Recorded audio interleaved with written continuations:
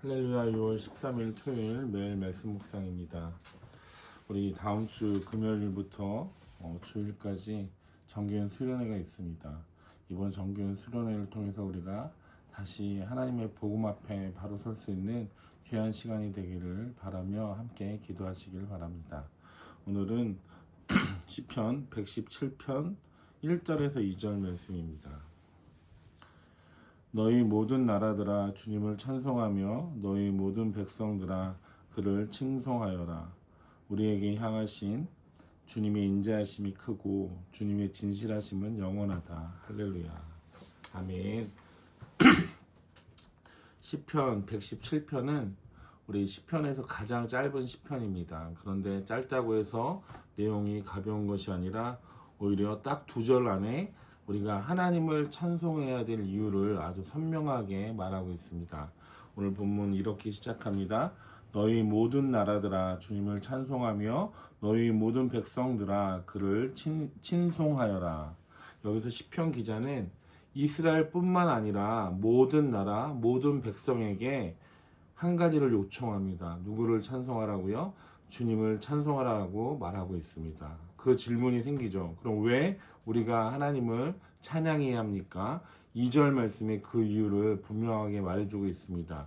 우리에게 향하신 주님의 인자하심이 크고 주님의 진실하심은 영원하다. 할렐루야. 오늘은 이 말씀을 가지고 하나님을 찬양해야 하는 이유를 함께 살펴보도록 하겠습니다. 첫 번째 보면 하나님은 모든 사람에게 찬양받기에 합당하신 분이십니다. 오늘 1절에 대상은 굉장히 넓습니다. 오늘 1절 말씀에 모든 나라들아 모든 백성들아, 그러니까 하나님을 찬양하는 특권의 문화가 아니라 어떠한 특정한 민족이 아니라 종교 행사가 아니라 하나님은 온 세상의 주인이시기 때문에 온 세상이 하나님을 찬양해야 한다라는 것을 자연스럽게 시편 기자는 말하고 있습니다.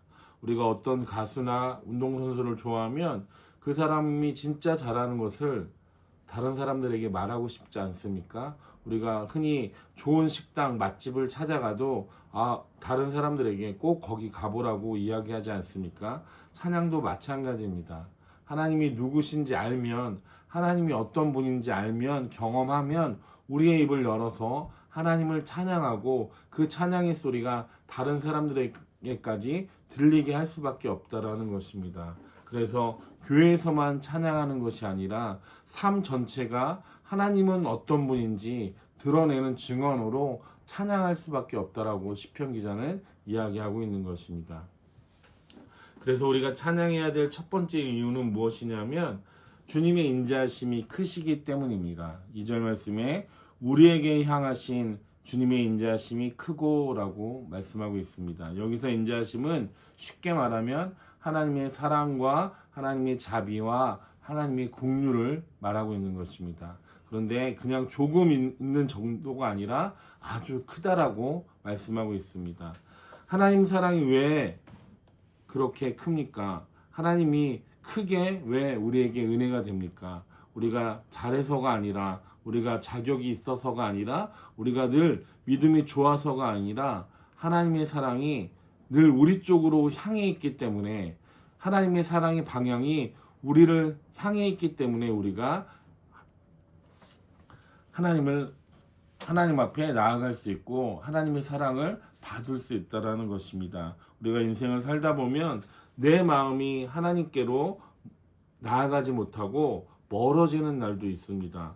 기도하기가 싫고 말씀에 손에 안 잡히고 예배도 형식처럼 느껴질 때가 있습니다. 그런데 오늘 시편의 기자는 이렇게 이야기합니다. 그래도 여전히 주님의 인자하심은 크다. 찬양은 우리가 기분이 좋거나 일이 잘 풀려서만이 찬양하는 것이 아니라 우리가 슬픔이 있어도, 우리가 상황이 안 좋아도, 어떠한 상황 가운데 있더라도 오히려 우리의 마음이 흔들리고 하나님의 사랑이 흔들린다라는 그 느낌을 받을지라도 하나님을 찬양하는 것, 하나님을 바라보는 것, 그것이 참된 찬양이라고 말하고 있는 것입니다. 두 번째, 우리가 찬양할 두 번째 이유는 주님의 진실하심이 영원하시기 때문입니다. 2절 말씀 하반절에 보면 주님의 진실하심은 영원하다. 여기서 진실하심은 무엇입니까? 하나님은 거짓이 없는 분이시라는 것입니다. 약속을 꼭 지키시는 분이시라는 것입니다. 또 약속을 깨트리지 않는 분이시라는 것입니다. 우리 사람들과 약속을 해보면 어떻게 합니까? 사람들의 약속은 늘 변합니다. 마음이 변하기도 하고 상황이 변하기도 하고 능력이 부족해서 그 약속을 지키지 못할 때도 있다라는 것입니다. 그런데 하나님은 아닙니다. 하나님은 영원이라는 단어가 붙습니다. 하나님은 영원하시기 때문에 영원히 거짓이 없으시고 영원하시기 때문에 또한 약속을 꼭 지키시는 분이라는 것입니다. 하나님을 믿으면서 우리는 진짜 흔들릴 때가 언제입니까? 문제 때문이 아니라 사실은 우리의 삶에 불확실성 때문에 우리의 믿음이 흔들릴 때가 있다는 것입니다. 내가 정말 이 일을 해도 되나? 내 미래가 정말 하나님이 이끄실 것인가? 이 앞날이 어떻게 될 것인가? 확실함이 없기 때문에 늘 우리의 믿음이 흔들립니다. 그런데 하나님은 우리에게 뭐라고 말씀하십니까? 주님의 진실하심은 영원하다라고 말씀하십니다. 하나님의 약속은 영원하다라고, 하나님이 우리에게 주신 약속은 영원하다라고, 하나님의 우리의 감정처럼, 우리의 들쑥날쑥한 감정처럼 왔다 갔다 하시는 분이 아니라 하나님의 성품은, 하나님의 그 진실하심은, 하나님의 말씀은 영원하다라고 말씀하고 있는 것입니다. 그래서 우리는 찬양할 수 있는 것입니다. 그래서 마지막에 뭐라고 고백합니까? 할렐루야라고 고백합니다. 할렐루야는 무엇입니까? 하나님을 찬양하라. 우리가 하나님을 찬양할 수 있는 것은 하나님이 어떠시기 때문에, 하나님이 진실하시고 하나님이 인자하시기 때문에 우리는 하나님을 찬양할 수 있는 것입니다. 시편 117편은 아주 짧지만 분명한 메시지를 우리에게 전해주고 있습니다. 하나님은 모든 나라와 모든 백성에게 찬양받기 합당하신 분이시고, 우리가 찬양할 수 있는 이유는 하나님의 인자하심이 크시기 때문이며, 또 하나의 이유는 하나님의 진실하시기 때문이라는 것입니다.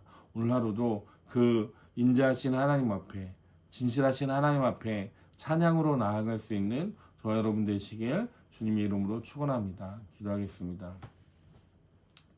사랑의 하나님 아버지, 모든 나라와 모든 백성이 하나님을 찬송하길 원합니다. 또한 하나님의 인자하심과 하나님의 진실하심으로 우리가 하나님을 바라보며 찬양하길 원합니다. 우리의 삶이 흔들리고 우리의 삶이 어려울지라도 하나님을 바라보게 하여 주시고 하나님을 향한 찬양이 식어지지 않도록 인도하여 주시옵소서. 주님의 약속을 믿으며 주님을 의지하며 주님만 바라보며 살아갈 수 있는 우리 모두가 될 수 있도록 인도하여 주시옵소서. 모든 것 감사드리며 예수님의 이름으로 기도드립니다. 아멘.